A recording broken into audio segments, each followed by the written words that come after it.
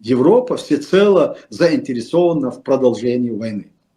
Европа понимает, как только Путин остановится вот на сегодняшних позициях, о которых говорит Трамп, вот по линии фронта, это значит, Российская империя за ту агрессию, которую она совершила, за те военные преступления, которые русисты совершили в Украине, она вознаграждается огромными украинскими территориями. Следующими жертвами этой России будут являться уже члены Европейского Союза. Они это понимают, и поэтому они заинтересованы поддерживать Украину с тем, чтобы Россия проиграла в этой войне. Для начала децентрализации России есть мы, Чеченская республика Ичкерия, которая находится под российской оккупацией. Нужно начинать оттуда. Вот если Европейский Союз и Украина начнут с того, что они признают право чеченского народа на свою государственность, признают нашу независимость, установят с нами отношения, рабочие отношения, с тем, чтобы мы начали процесс деоккупации не только Чеченской республики, но и всего Кавказа, вот это будет открытие второго фронта. Вот это то, что будет мешать Путину продолжать войну в Украине. Вот это в конечном итоге, что приведет к военному разгрому российских агрессоров. Кадырову осталось жить меньше года. Так утверждают источники телеграм-канала «Кремлевская табакерка». Говорят они следующее. Появились слухи о том, что Кадыров умрет примерно через год. Их активно обсуждают наши источники в Кремле и среди силовиков. Как вы можете отреагировать на это все? Действительно ли Кадыров скоро склеит ласты, и тогда что ждет Чечню? Анастасия, никак я на это не буду реагировать и даже комментировать, потому что жизнь и смерть в руках Всевышнего. И никто не знает, сколько осталось кому жить. И тем более в нашем случае, в нашем деле, ни Кадыров, ни то, что вы сейчас перечислили, его, люди из его окружения, которые претендуют занять его место, для нас, для чеченского народа и для правительства Чеченской республики Ичкерия за рубежом не имеет абсолютно никакого значения, потому что они никогда ничего не решали. Война между Россией и Чеченской республикой началась задолго до появления на свет Кадырова, младшего, старшего, до их прадедов. Война идет уже 500 лет, о чем сами признавали русские, когда мы подписывали договор о мире в 1997 году, 12 мая в Кремле.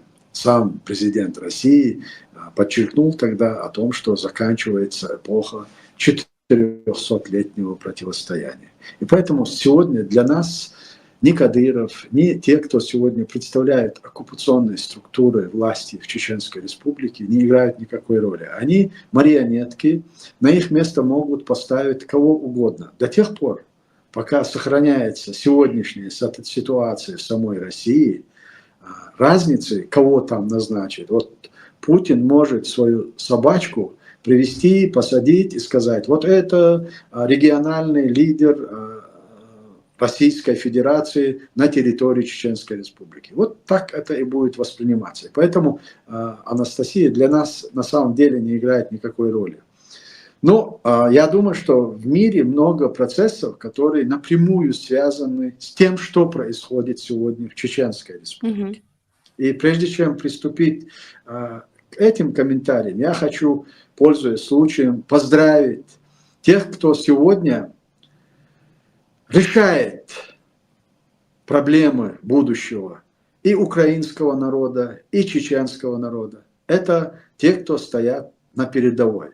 И сегодня в Украине празднуют День военной разведки и военных разведчиков. Я хочу поздравить их, поздравить весь украинский народ, что у них есть наравне с другими силовыми составляющими эта структура, которая играет очень важную роль в деле достижения победы Украины над российскими агрессорами. Еще раз искренне поздравляю всех офицеров, всех служащих, всех бойцов этих подразделений и всех представителей вооруженных сил Украины. Потому что именно вот это самое главное, которое мы можем говорить и должны рассуждать.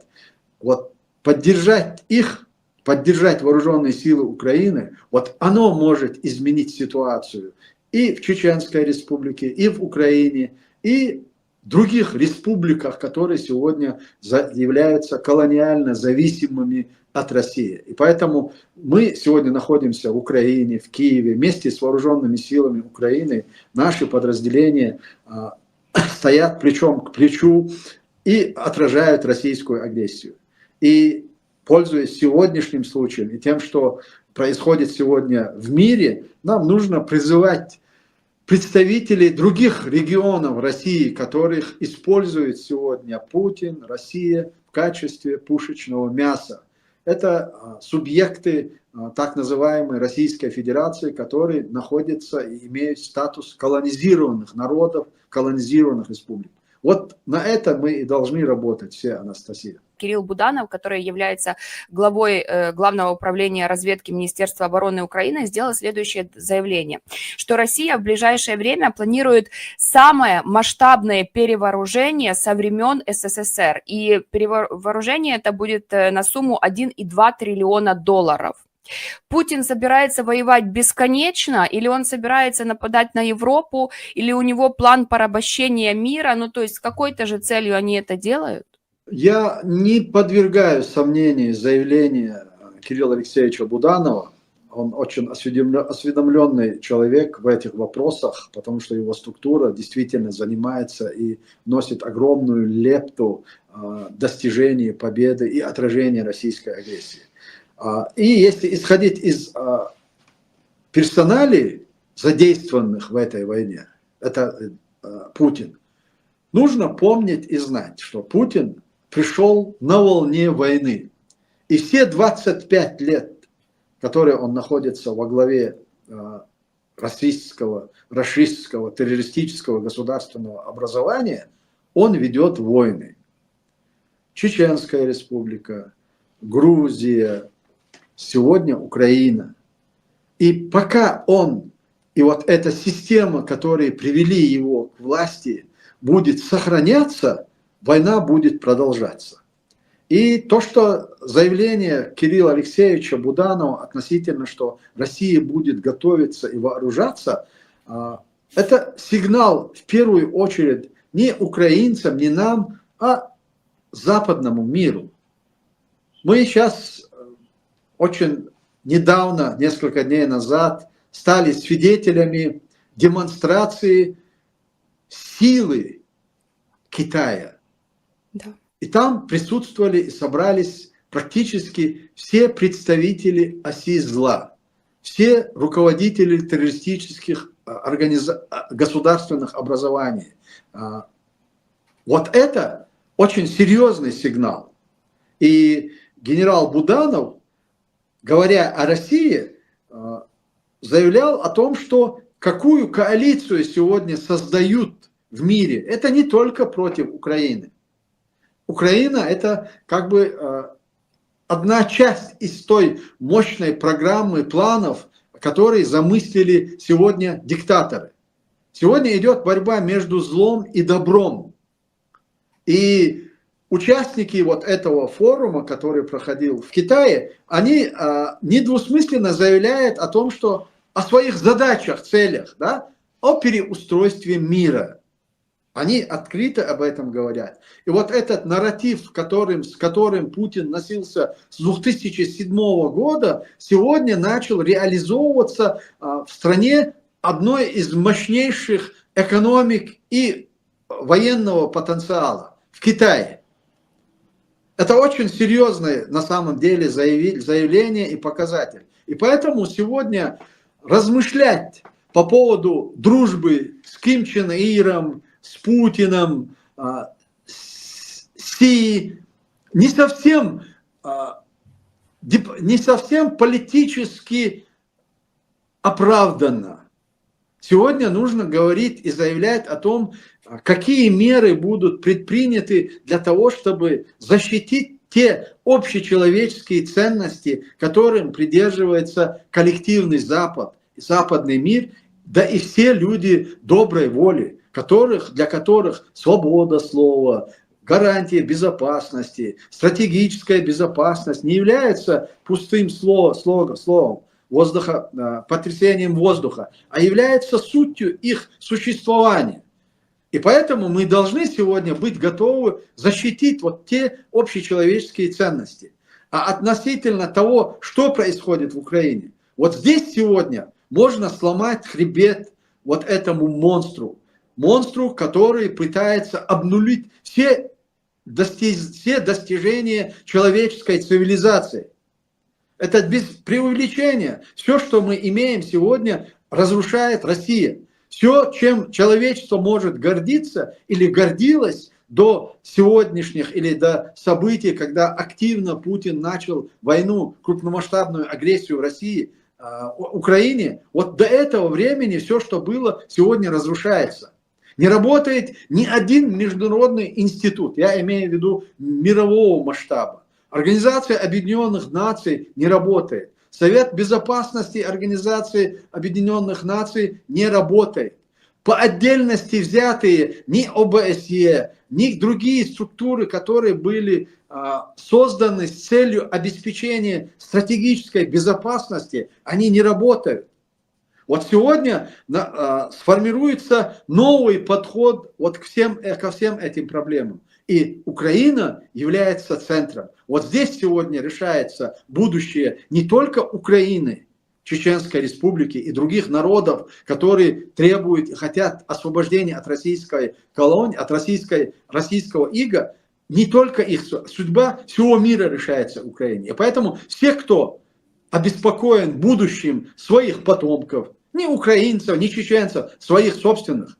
Я неоднократно говорил о том, что начиная с 2007 года, тогда никто на это не обратил внимания. После мюнхенской речи Путина я сделал заявление и сказал, что Путин перестал быть исключительно чеченской проблемой.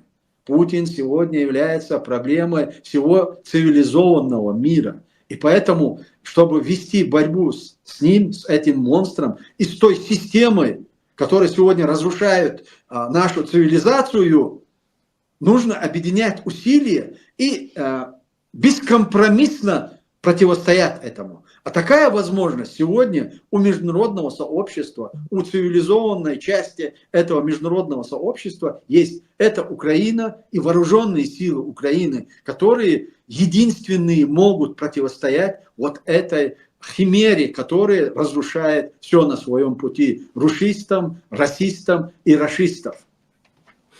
Также прозвучало заявление, снова-таки от Кадырова. Он заявил, что для достижения мира Украина должна войти в состав России.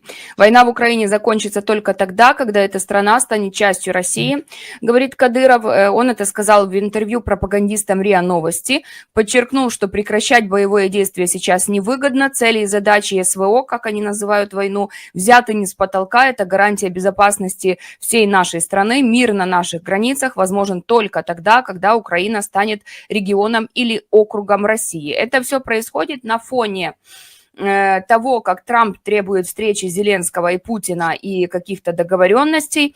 Как вы считаете, это по указке Путина Кадыров делает подобные заявления, дабы вот либо повышать ставки перед переговорным процессом, либо показать все безумство России и Кадырова в том числе, либо же это его личная инициатива, дабы проявить еще один раз лояльность царю? Смотрите, Анастасия, в первую очередь нам нужно забыть про переговоры. Никаких переговоров нет. Никакого переговорного процесса нет и не намечается. А вот разговоры вокруг того, что возможны ли переговоры или будут ли они когда-нибудь, вот это та тема, которую сегодня Путин использует для дискредитации Соединенных Штатов Америки. На самом деле, вот все эти разговоры, которые ведутся с Трампом по поводу возможных встреч, возможных, невозможных, будут, не будут, какие гарантии, какие, где. Это все делается для того, чтобы на самом деле дискредитировать Соединенные Штаты Америки. Президента этой страны Путин уже дискредитировал окончательно и бесповоротно. А дальше уже идет процесс дискредитации Соединенных Штатов Америки. вот то, что происходило в Китае, в Пекине, вот это и было начало дискредитации Соединенных Штатов Америки. Сегодня никто даже не ориентируется на то, что говорит президент Дональд Трамп. Потому что вот все это превратилось уже в анекдоты. Его дедлайны 2 недели, 3 недели, 50 дней, 2 дня, 24 часа, все уже это стало анекдотом. И поэтому вот то, что вы назвали заявление Кадырова, якобы Кадыров, нужно понимать, вот это и есть реальная политика и реальный подход России. Медведев, Жириновский, там покойный Жириновский, после этого его место занял Медведев и Кадыров. Сначала Кадыров занял, но теперь в связи с болезнью Кадырова его место занял вот этот алкоголик Медведев, который озвучивает реальные подходы России к украинскому конфликту, войне в Украине и возможным каким-то политическим процессам. Поэтому все, что сегодня озвучивают от имени Медведева или Кадырова, это то, что реально чего добивается Россия. И вот эта система. И поэтому тут персонифицировать или переложить ответственность. Если Путин это озвучит, Трамп может опомниться, остановиться и сказать: нет, ребята, мы не об этом говорили. А видите, как себя Путин ведет? Он сегодня, сначала Ушаков, Лавров, все, они денонсировали те достигнутые соглашения с Трампом о возможной встрече Зеленского и Путина, а в последующем, когда пошла реакция и Трамп начал обижаться, как это так, мы говорили об одном, а сегодня вот они несут чушь. Первый раз он так выразился. И сразу же Путин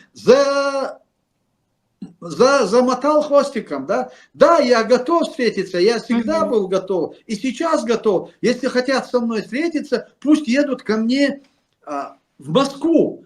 Да. Это как раз таки тот момент, от котором он говорит: я никогда не буду с ним встречаться. И следом якобы озвучивают заявление Кадырова, который дает оценку вот всем этим событиям и говорит о стратегии российского государства. Вот чего и до каких пор война будет продолжаться. Поэтому все эти вопросы касаемо озвучивания Ушаковым, Лавровым, Медведевым, Кадыровым, это то, чем живет Путин. То, о чем президент Украины Зеленский пытался доказать 28 февраля в овальном кабинете Трампу и его команде, что дипломатического разговора и дипломатического решения эта война в Украине не имеет. Но они его не услышали тогда. Но вот сегодня они уже вынуждены слушать тех, от кого зависит и разрешение этой войны, остановление этой войны. Они недвусмысленно заявляют, что войну они не остановят до тех пор, пока не достигнут своих целей. Первопричина, которой Путин все время говорит, первопричина должна быть отстранена. Первопричина войны – это суверенитет, независимость Украины, государственность Украины. И вот Путин не намерен останавливать войну до тех пор, пока он не разрушит украинское государство. Вот об этом нужно помнить. Вот слава Всевышнему, европейские лидеры, для которых Путин находится рядом, они это осознали. Пока шла война у нас в Чечне, потом в Грузии, потом 2014 год от аннексии Крыма, эти лидеры относились к этому как бы, к чеченскому вопросу, как будто это внутреннее дело Чечни, России, закрыли глаза, выражали озабоченность. А с Грузией там немного попытались, но в то же время сделали так, чтобы Путина и Медведева не обидеть, Вот вы сказали о том, что Путину удалось дискредитировать Трампа, и вот сейчас он работает над тем, чтобы дискредитировать все Соединенные Штаты Америки. А как у него это получилось? И почему даже после таких, ну, откровенных плевков в лицо Трампу, как обстрелы Украины, например, вот сегодня был очень масштабный обстрел Украины, антирекорд по количеству дронов, ракет, но мы как бы, да, не надеемся на то, что даже после этого Трамп выйдет и скажет: все, я ввожу там жесткие санкции, или еще чего-то там. Трамп что-то там будет смотреть, в какую сторону идти, то в одну, то в другую. Почему Трамп не действует жестко в отношении Путина? Знаете, Анастасия, я не готов рассматривать вот эту конспирологию. Трамп агент, там КГБ или шпион или кто-то другой. Но я думаю, что Трамп избрал для себя какой-то метод работы, как ему кажется, с диктаторами. Личное общение и через это влиять. Мы же помним в первую каденцию его встречи с Ким Чен Иром, который заговорил с ним как мой близкий друг. Вот потом и китайский лидер тоже его личный друг. Вот через это он пытается переломить ситуацию и провести свою политику и ведет свою игру. Да, если мы сегодня зададим вопрос Трампу, он бездействует или нет, он нам приведет 1000 примеров, что он не бездействует. И я могу сказать, на самом деле, то, что Трамп сегодня делает, нужно понимать, что помощь, поддержка Украины, несмотря на всю эту риторику, не уменьшилась, она увеличилась, она продолжается. Трамп и Соединенные Штаты Америки на самом деле никогда не займут сторону открыто России в этом конфликте, потому что будет решаться вопрос их престижа этого государства. Вот тот статус, который они отстаивают во всем мире, статус супервеликой сверхдержавы, они не готовы с этим распрощаться даже во имя дружбы Трампа и Путина. Этого не произойдет. Поэтому, да, Путин пытается дискредитировать. Вот это первый шаг. С Трампа он дискредитировал, играя на его методике, которую он избрал. Потому что с самого начала, когда Трамп начал идти на уступки, это была его ошибка. Он заведомо, заранее заговорил о том, что Украина никогда не вступит в НАТО. Потом он заговорил о том, что мы перестанем поставлять оружие, вооружение Украины. Потом 5-е, 10-е, и он степ-бай-степ отступал от той тактики поведения Байдена. Поменял, в принципе, то, что было заложено в этом конфликте, полноправное это абсолютное единство международного сообщества против агрессии. Тут поменялось поведение и политика, и Трампу казалось, что он меняет ситуацию, и это может положить конец. Я верю искренне, что он действительно хочет положить конец, но он не понимает сути своего собеседника, сути этой системы. Он общается с Путиным, человеком, который во время личной встречи или личных беседах во всем уступает, во всем становится таким разговорчивым, сговорчивым во всех отношениях. А что они подкладывают под это для Трампа, не ухищренного вот в этих политических хитросплетениях? Он не человек системы. Я имею в виду политической системы. Он новичок, он разрушает все, он заново что-то пытается закладывать. А этим очень хорошо воспользовался Путин до сегодняшнего дня. Но я даже не связываю вчерашнее нападение на Киев, да, то, что творилось всю ночь вчера в Киеве, то, что происходило, мы это видели, мы были свидетелями. Но это никак не отразится на поведении или на отношение Трампа к Путину. А вот отношение к Соединенным Штатам Америки, Пекина и этой коалиции, которую мы видели несколько дней назад в Китае, вот это может немного сколыхнуть ситуацию в самой Америке и уже начать влиять на политику Трампа. Потому что Америка – это не Россия. Соединенные Штаты Америки и те структуры власти, которые там созданы сотни лет, которые существуют, один день, один человек не может это все разрушить. Да, ему определенный такой карт-бланш дали в связи с тем, что это новая политика и может по-новому измениться. Именно вот этот лозунг снова сделать Америку великой и начать говорить о деньгах и о материальных благах, которые Трамп может дать американцам, эту ситуацию использовали. Но во имя даже этих благ американцы не готовы отказаться от статуса суперсверхдержавы. А сегодня решается вопрос: Америка держава, которая решает и решает все проблемы, которые существуют, или это региональная держава, которая не может справиться с Путиным и с его окружением. Вот где вопрос. И поэтому я уверен, что американцы уже будут принимать другое решение по отношению к России из-за войны в Украине. Может ли Европа додавить Путина, если вот Трамп все-таки не решится на какие-то кардинальные действия? Нужно четко для себя понимать, при всем том, что сегодня Европа делает, поддерживает всецело Украину, Европа всецело заинтересована в продолжении войны.